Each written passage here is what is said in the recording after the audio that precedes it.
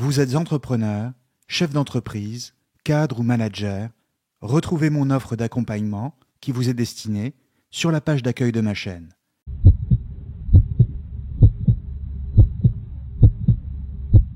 Bonjour à tous et bienvenue sur Cosmos. Je ne sais pas si vous êtes comme moi, mais personnellement, j'ai toujours eu horreur de me retrouver dans un débat.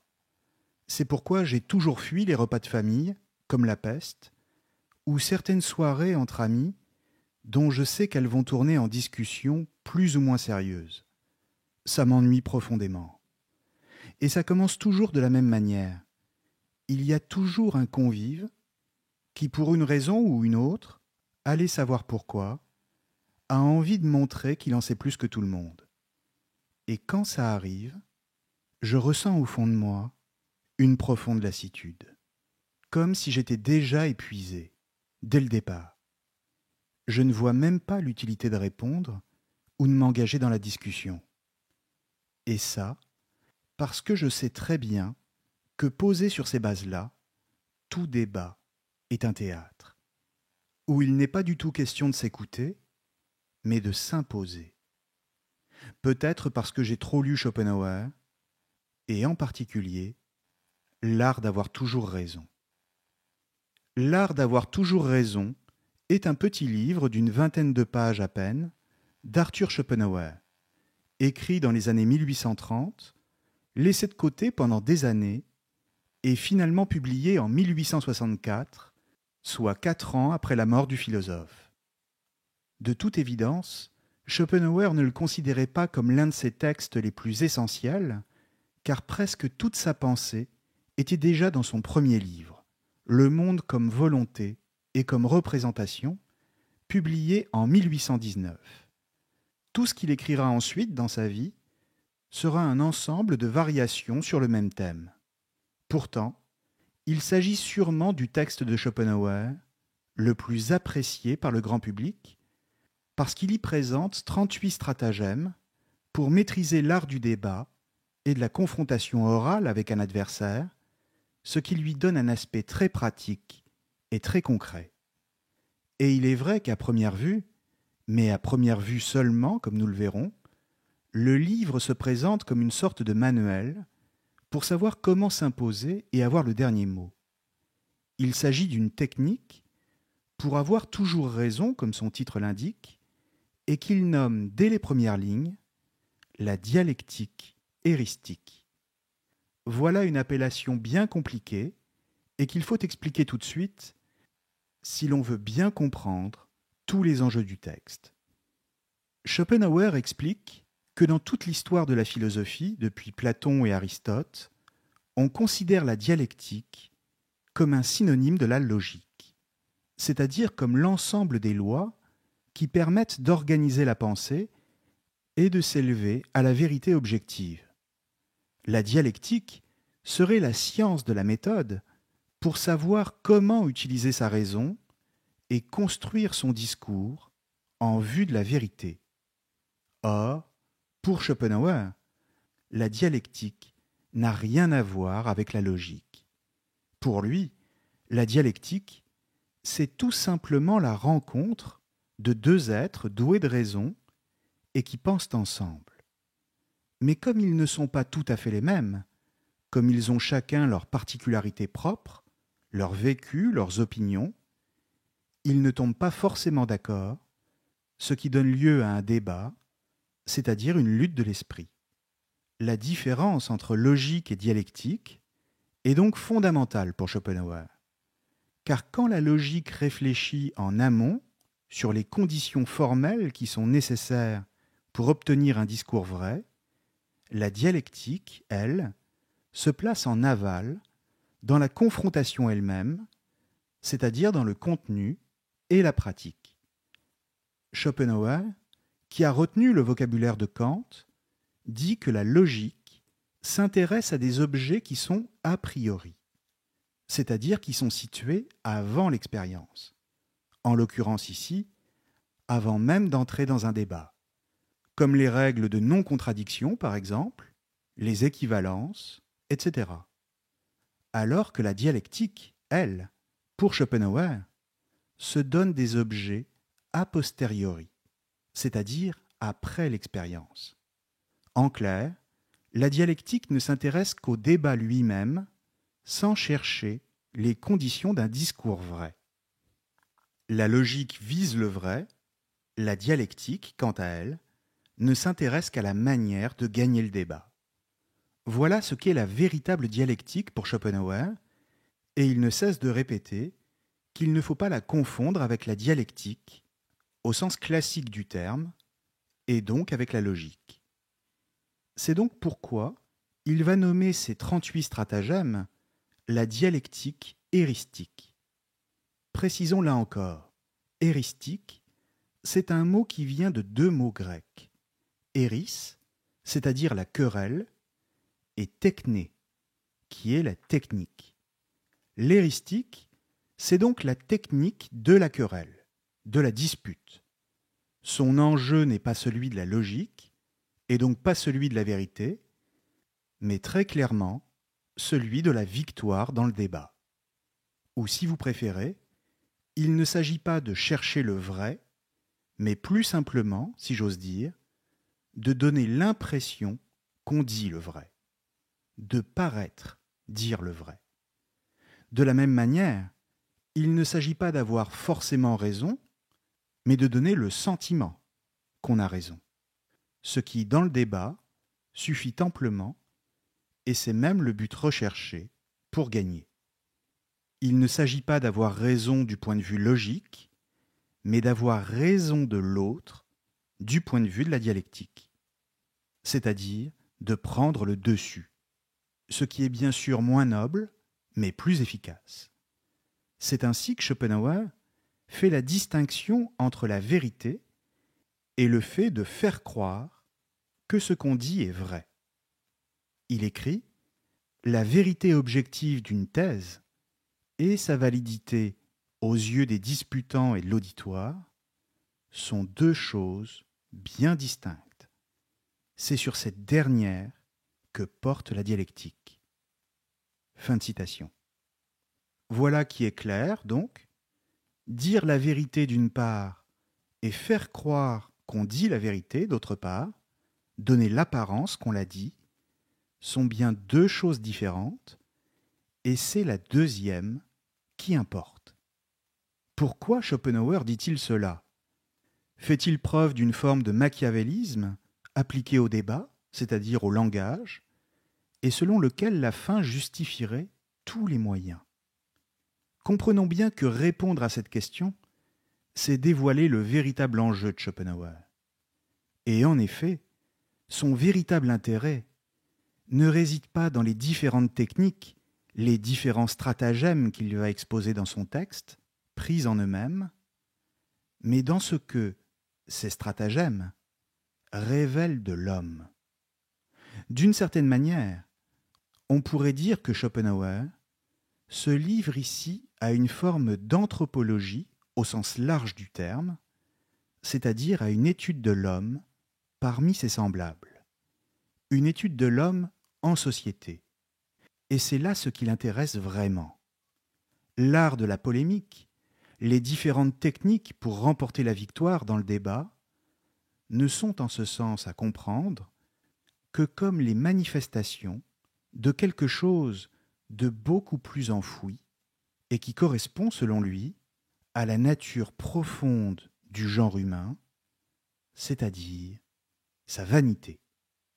Schopenhauer part du constat que tous les hommes partagent la même nature. C'est ce qu'il appelle, dès les premières lignes du texte, la nature mauvaise du genre humain. En clair, ils sont tous vaniteux par nature, et en particulier dès qu'il est question de leurs facultés intellectuelles. Ils n'acceptent pas, dit Schopenhauer, que leur raisonnement s'avère faux et celui des autres vrai. Les hommes, d'une manière générale, cherchent spontanément à s'imposer dans les discussions, à triompher dans les controverses, et donc à passer pour celui qui a toujours raison.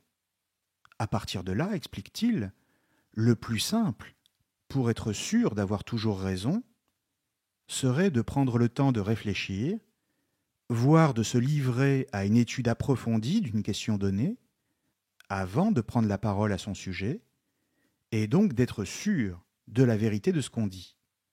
Cela serait le plus simple, en effet.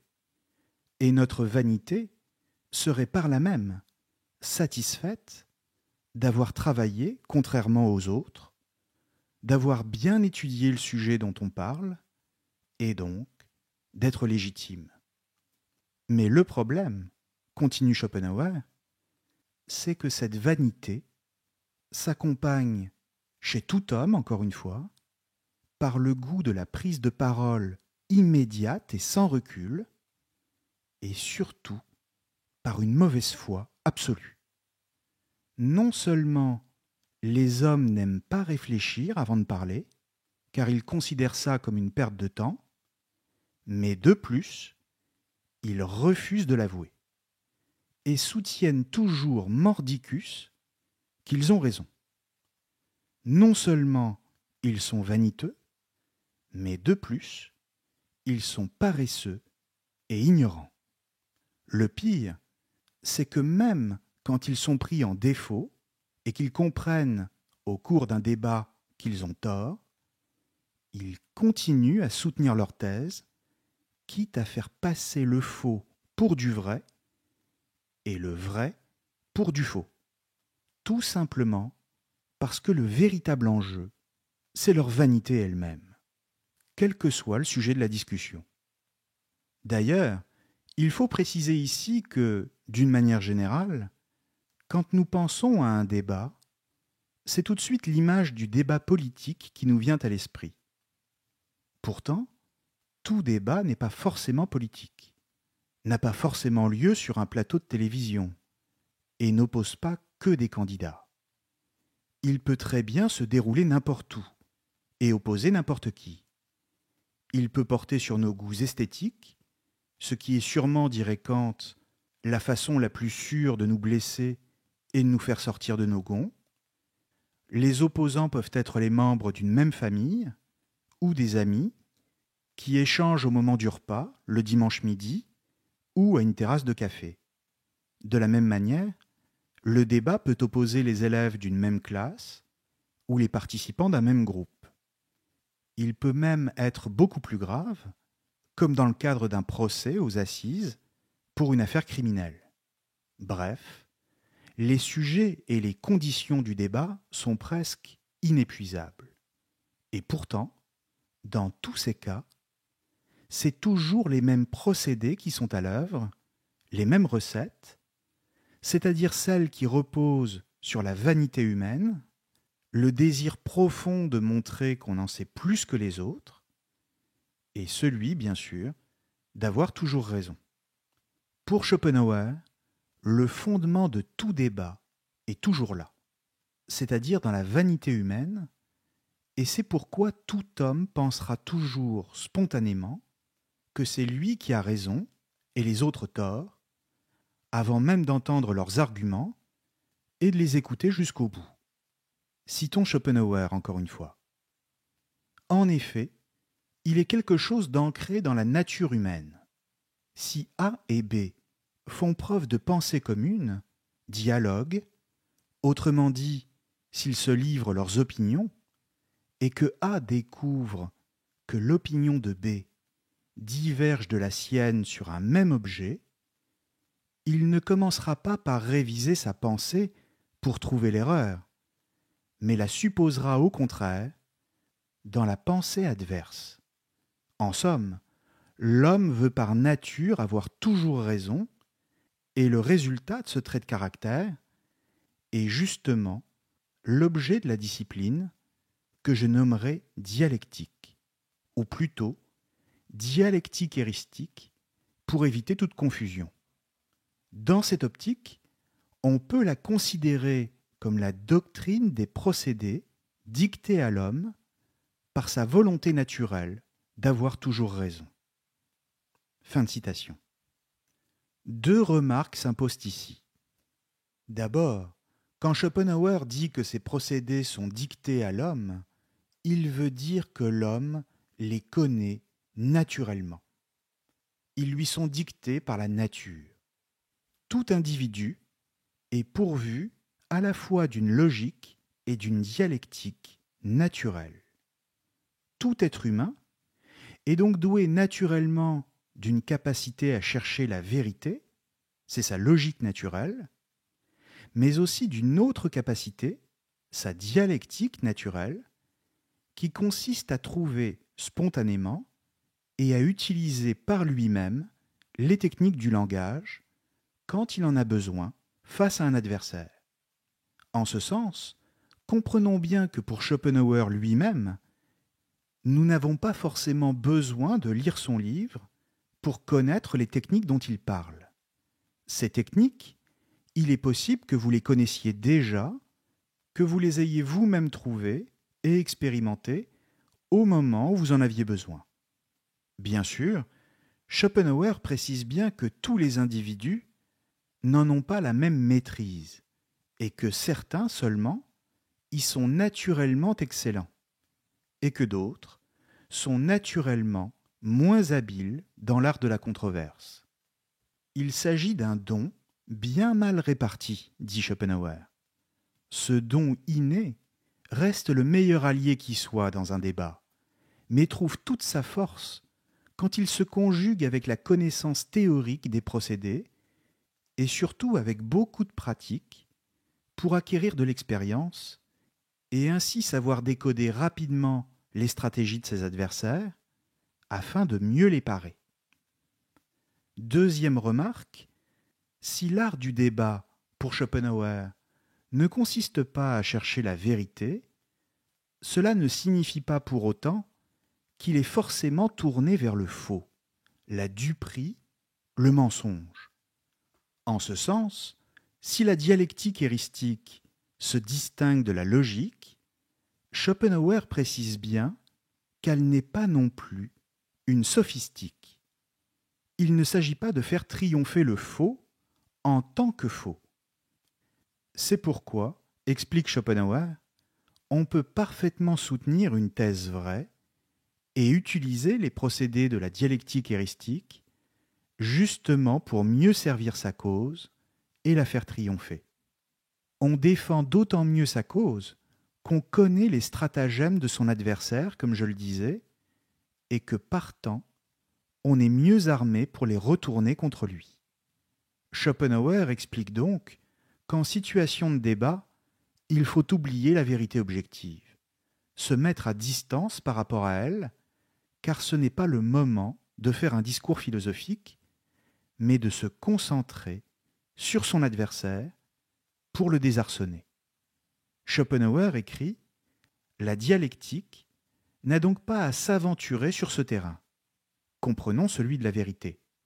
Pas plus que le maître d'armes ne prend en compte qui des deux duellistes était dans son droit dans la querelle initiale. Toucher, parer, voilà tout ce qui importe. » Fin de citation. À partir de là, il faut comprendre que dès qu'on fait sortir le débat de la recherche de la vérité, on l'extrait du même coup de la sphère de la morale.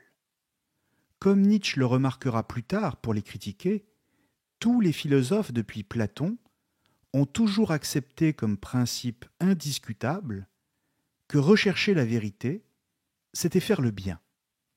Ils ont tous adopté comme substrat préalable que le vrai égale le bien, et qu'à l'inverse, projeter des illusions, comme les artistes par exemple, ou les poètes, c'était être dans le faux, le mensonge, et donc le mal.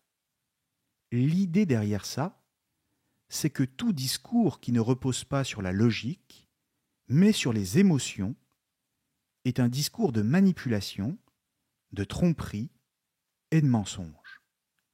Or, ce que nous dit Schopenhauer ici, c'est que les choses ne sont pas aussi simples, et qu'il y a différentes manières de dire le vrai, lesquelles ne sont pas toutes immorales, sous prétexte qu'elles jouent sur les émotions et non sur la logique. Gagner un débat en utilisant des stratagèmes n'est pas forcément immoral. Et le perdre parce que techniquement on n'a pas su défendre son point de vue, ne fait pas de nous un homme ou une femme honnête. C'est juste qu'on a perdu. Ce qu'il nous dit, c'est que dans le cadre d'un débat, tous les coups sont permis parce qu'ils ne sont que des techniques pour gagner. Il n'est donc pas question de faire le mal, mais juste de remporter la partie. C'est pourquoi il déploie bon nombre de stratagèmes qui sont souvent d'une efficacité redoutable et qui consistent justement à jouer sur les émotions. Il s'agit de fâcher l'adversaire et de lui faire perdre ses nerfs tout en conservant les siens. C'est le cas par exemple du fameux stratagème numéro 8, qui consiste à provoquer l'autre débatteur en se montrant irrévérencieux à son égard. On peut lui couper la parole, se moquer de lui, ricaner, bref, le faire monter en pression progressivement. Le stratagème numéro 27 conseille ensuite d'insister sur le point précis qui a brusquement fait perdre son sang-froid à l'adversaire et de le titiller justement là où il est le plus susceptible. Il ne pourra qu'entrer dans une colère encore plus grande devant votre attitude.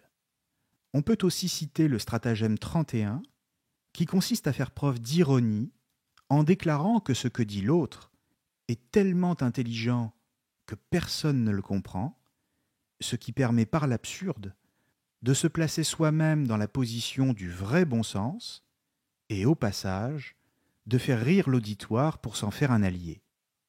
Et bien sûr, il y a le stratagème 38 que Schopenhauer appelle d'ailleurs l'ultime stratagème, c'est-à-dire celui à n'utiliser qu'en dernier recours et qu'on appelle aussi l'argument ad personam. Comprenons l'attaque personnelle.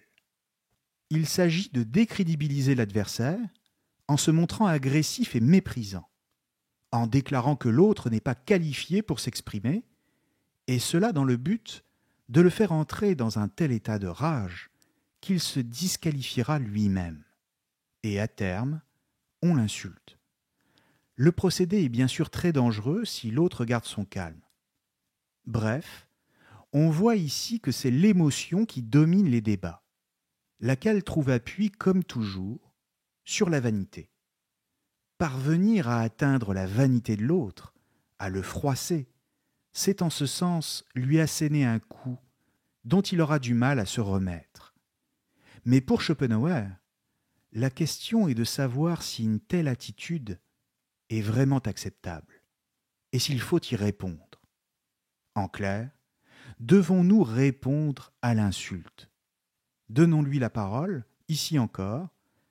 Nous sommes au stratagème 38. Écoutons-le. Je précise d'avance que c'est Schopenhauer lui-même qui cite Hobbes dans le texte que je vais lire, et non pas moi. Si l'on constate que l'adversaire nous est supérieur et qu'on ne pourra pas avoir raison, on s'en prendra à sa personne par des attaques grossières et blessantes. L'attaque personnelle consiste à se détourner de l'objet du débat, dès lors que la partie semble perdue, pour s'en prendre à la personne du débatteur. On pourrait nommer ce stratagème argument ad personam. Notre propos se fera alors blessant, hargneux, insultant, grossier.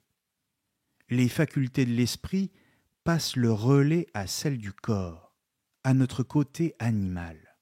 Cette règle est fort populaire, car à la portée de tous, et se trouve ainsi souvent mise à contribution. Reste à savoir quelle parade s'offre à l'autre partie. En effet, en soignant le mal par le mal, le débat ne tarderait guère à tourner au pugilat, au duel ou au procès pour outrage. Toutefois, il serait faux de penser qu'il suffit de ne pas s'adonner à son tour à l'attaque personnelle. En effet, montrer de manière détachée à quelqu'un qu'il a tort que son jugement et sa pensée sont erronés, ainsi que procède toute victoire dialectique, l'accablera plus sûrement que des paroles grossières et blessantes. Pourquoi ? Hobbes dans son texte du citoyen, affirme « Toute volupté de l'esprit, toute bonne humeur, provient de ce qu'on a des gens en comparaison desquels on puisse avoir une haute estime de soi-même. Rien n'est plus important à l'homme que la satisfaction de sa vanité, et nulle blessure ne lui est plus douloureuse que celle qui est infligée à cette dernière. La vanité se nourrit principalement de la comparaison avec autrui, ce qui est valable dans tout contexte, mais plus particulièrement lorsqu'on touche aux facultés intellectuelles. Et le débat est justement le lieu privilégié de leur expression. D'où le dépit profond du vaincu, obtenu sans provocation, et donc sans avoir eu recours à cet ultime stratagème, auquel on ne saurait pourtant suppléer en restant courtois. Ceci étant, il ne sera là encore pas inutile de garder son sang-froid dès que l'adversaire se lancera dans une attaque personnelle. On se contentera de répondre calmement que cela est hors sujet, avant de recoller au débat, qu'on poursuivra pour lui démontrer son tort, sans prêter l'oreille aux vexations, ce qui n'est certes pas donné à tout le monde. Fin de citation. On vient de l'entendre, le conseil de Schopenhauer est de rester imperturbable, de ne jamais prêter le flanc aux attaques personnelles et aux insultes, tout en admettant à la fin que certes, ce n'est pas donné à tout le monde. Mais il y a dans ce que dit le philosophe ici quelque chose de particulièrement intéressant, un point sur lequel il faut absolument s'arrêter. Il a d'abord expliqué que l'attaque ad personam, si on y répondait, pouvait rapidement tourner au pugilat, mais que pour autant, il serait faux de penser qu'il suffit de ne pas s'y adonner soi-même pour gagner. Autrement dit, il faut à la fois répondre et ne pas répondre. Mais comment est-ce possible ? Comment échapper à cette injonction contradictoire ? La question de fond, encore une fois, est de savoir comment répondre à l'insulte ou à l'agressivité sans y sombrer soi-même. Car il faut répondre, mais pas exactement de la même manière que l'autre. Et surtout, il s'agit de savoir comment retourner la violence des coups de l'adversaire en blessure irréparable pour sa vanité.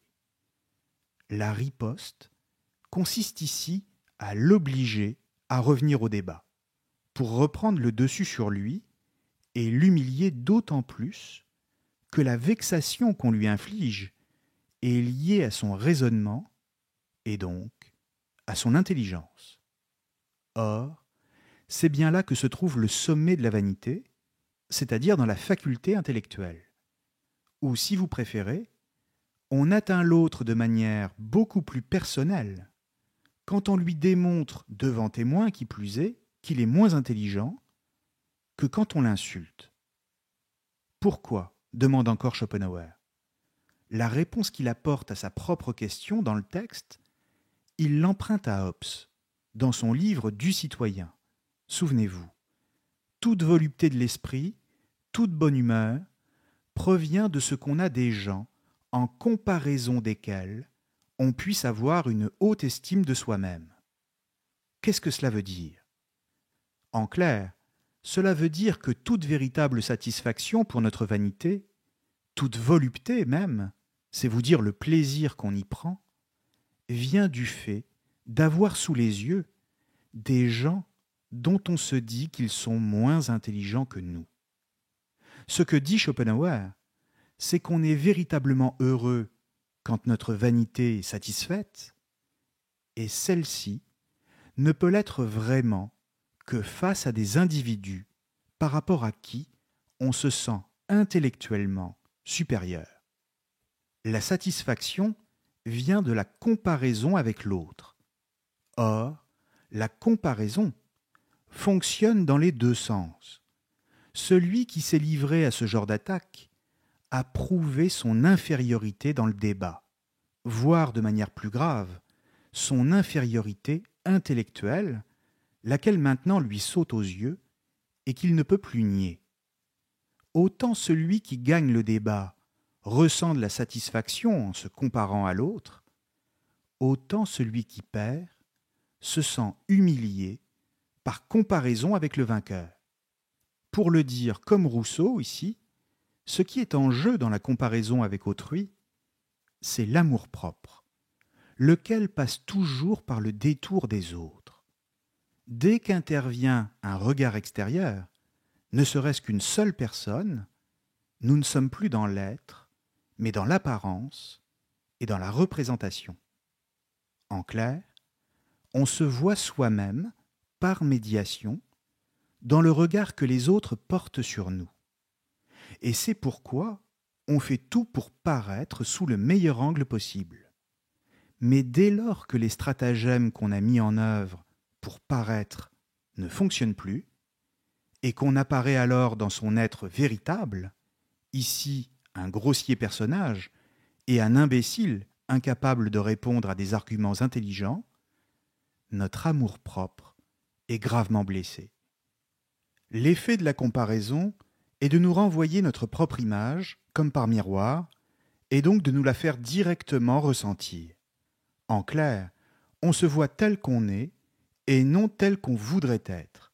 Et c'est bien cela le plus terrible. La victoire consiste à renvoyer l'autre à ce qu'il est, c'est-à-dire un médiocre, et c'est pour cette raison que cela fonctionne bien mieux que l'insulte.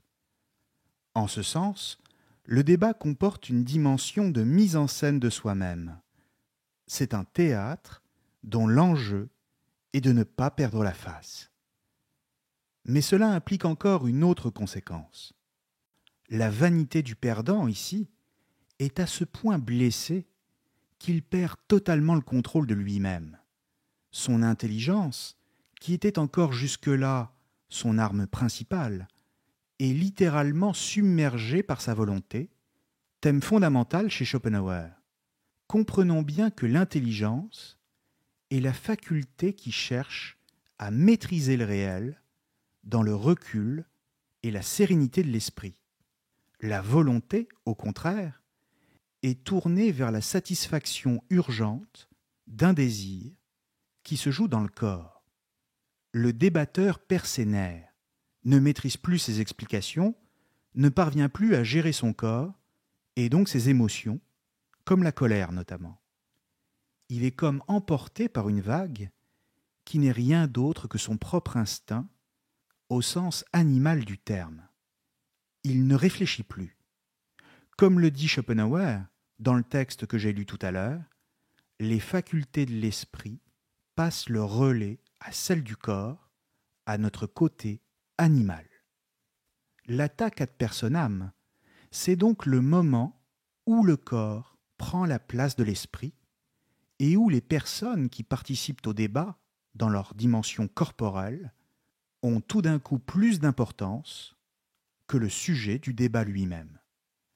Mais là encore, sur ce point, posons-nous la question: pourquoi regardons-nous le débat au moment d'une élection présidentielle, par exemple? Certainement pas parce qu'on veut être au courant du programme des candidats, mais parce que c'est un spectacle, un match entre deux individus dont le véritable enjeu, c'est de voir à quel moment la volonté va prendre le pas, chez l'un ou chez l'autre, sur l'intelligence, et où le match va basculer. On veut assister au spectacle de la vanité, et cela de préférence si les opposants sont intelligents, car on veut voir leurs failles personnelles, et le moment où leur corps va les trahir. C'est ce moment de spontanéité naturelle que l'on guette vraiment lors d'un débat, et c'est ce qui fait peut-être tout son intérêt. La question qui se pose dès lors est de savoir si tout débat, qu'il soit politique ou autre, repose toujours sur les mêmes ressorts: vanité, mauvaise foi et image de soi. Ne peut-on pas imaginer des débats, pour ainsi dire, honnêtes, et qui seraient au contraire fondés sur la bonne volonté? La plupart du temps, explique Schopenhauer, les adversaires dans un débat commencent par être de bonne foi. Ils sont de bonne foi, ils sont honnêtes, quand ils défendent leur thèse parce qu'ils y croient. Ils pensent sincèrement qu'ils ont raison. Mais quand ils reçoivent les premiers contre-arguments, un peu à la manière d'un boxeur qui prend les premiers coups de son adversaire, alors ils commencent à douter et se demandent s'ils ont effectivement raison, si leur thèse est la bonne. Or, continue Schopenhauer, c'est précisément à ce moment-là que le débat commence vraiment. Car celui qui doute devrait, s'il était toujours de bonne foi, l'avouer avec humilité. Il devrait dire à l'autre, c'est vrai, tu as raison, je n'avais pas pensé à ça, et peut-être que je devrais réfléchir davantage sur ce point. Seulement voilà, ce n'est pas du tout ce qu'il fait. Au contraire, malgré son doute, il se dit que peut-être le débat lui permettra plus tard de trouver un argument plus valable pour défendre sa thèse. Il se dit que, même si maintenant il est un peu moins sûr de ce qu'il dit, sa thèse doit quand même être toujours supérieure à celle de son adversaire. Et comme il est impossible de savoir, de manière absolue, lequel des deux a vraiment raison, alors il vaut mieux continuer à débattre comme si sa thèse était bien la vraie, et cela, même si on n'en sait rien. C'est là qu'il y a malhonnêteté, c'est-à-dire à partir du moment où l'on entrevoit la possibilité d'avoir tort, mais que l'on agit comme si on avait raison de manière absolue. L'enjeu, encore une fois, n'est plus le débat lui-même ici.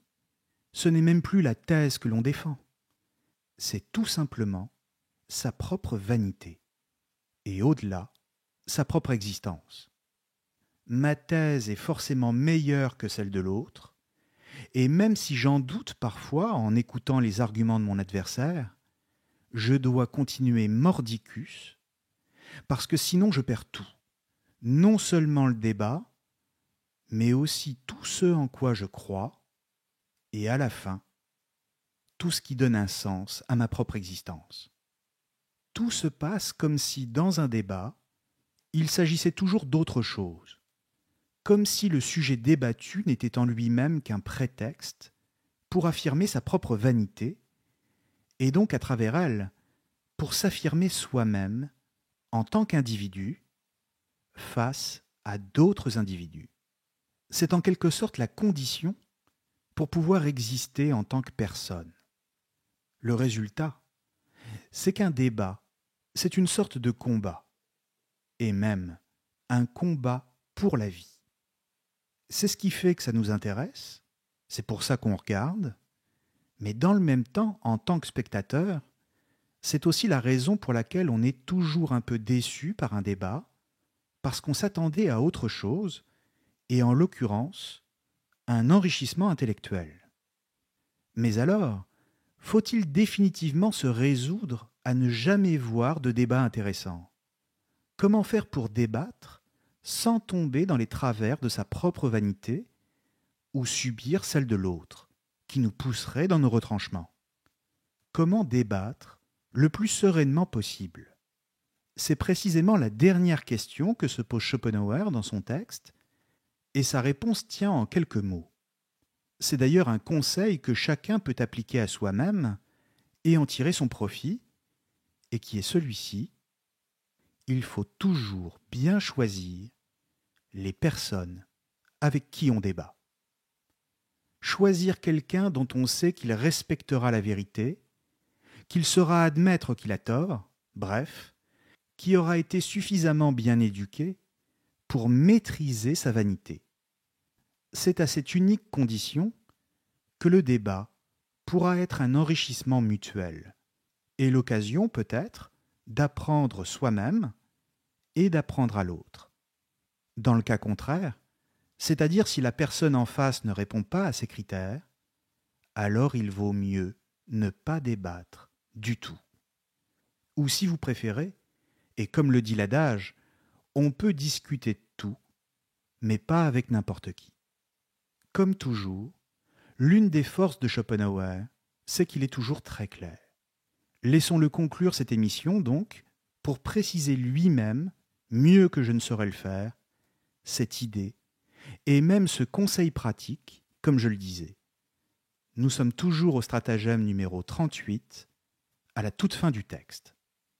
Il dit « C'est pourquoi la seule parade sûre est de ne pas débattre avec le premier venu, mais uniquement avec des gens que l'on connaît et dont on sait qu'ils ont assez d'entendement pour ne pas débiter trop d'âneries et se voir infliger une défaite cuisante, qu'ils feront appel à la raison et non à des citations, qu'ils sauront entendre un argument rationnel et y souscrire, et pour finir, qu'ils respectent la vérité, qu'ils prennent plaisir à entendre un argument fondé, même de la bouche de l'adversaire, et qu'ils auront assez d'honnêteté intellectuelle pour reconnaître avoir tort si la vérité est dans l'autre camp. Il s'ensuit que sur 100 personnes, une seule, et encore, mérite qu'on débatte avec elle. Les autres, on les laissera dire ce qu'elles veulent, car comme l'enseigne le droit romain, extravaguer est un droit des gens. La friction intellectuelle qu'est le débat crée les conditions d'un profit mutuel aux esprits qu'ils confrontent, leur permettant de rectifier leurs propres pensées et d'ouvrir des perspectives nouvelles. Mais les deux débatteurs doivent être au même niveau, culturellement et intellectuellement. Si l'un des deux manque d'érudition, certaines choses lui échapperont. Et si son raisonnement n'est pas à la hauteur, le dépit le poussera à la mauvaise foi et à l'artifice, ou bien à la grossièreté. Merci à tous et à très bientôt sur Cosmos.